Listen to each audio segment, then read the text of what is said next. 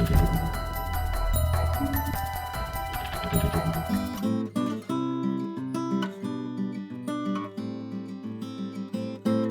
used to play a lot of guitar. I actually took lessons when I was younger. Then my brother started to teach me guitar, and I wanted to be just like my brother for the longest time.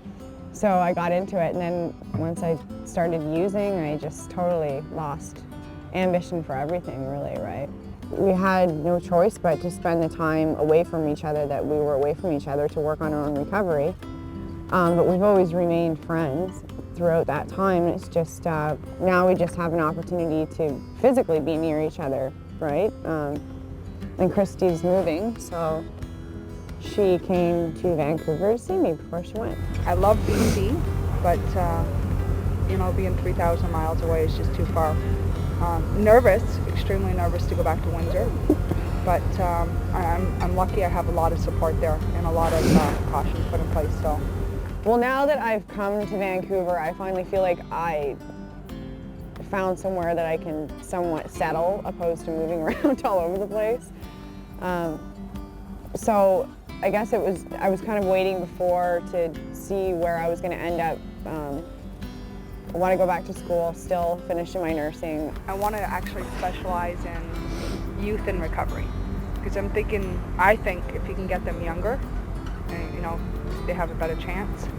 The intervention for me was a real eye-opener, because I was in a lot of denial. I was under the impression that I was only hurting myself, and I think I really believed that up until the day of the intervention.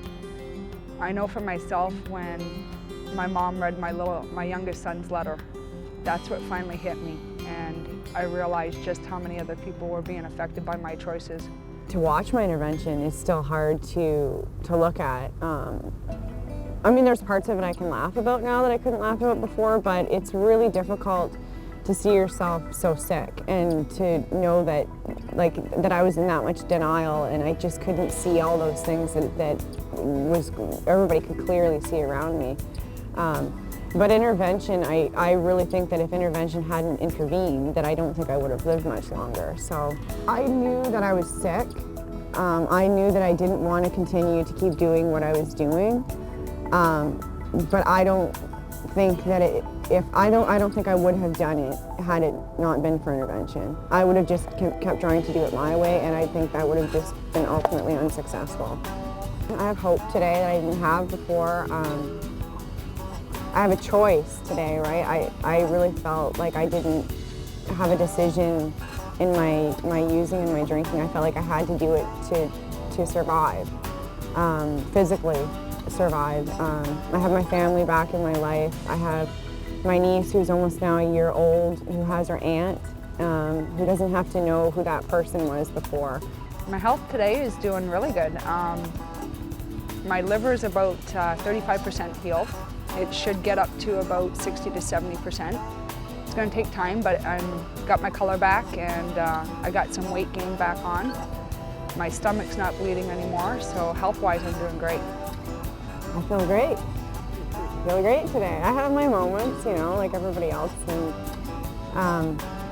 you know, not every day is spectacular. No, bolts of lightning come from the sky, but you know, it's good. If I was to meet somebody that was where I was at, I would basically just tell them that there is hope, and there's help out there, and you can live a different life. You don't have to keep doing it.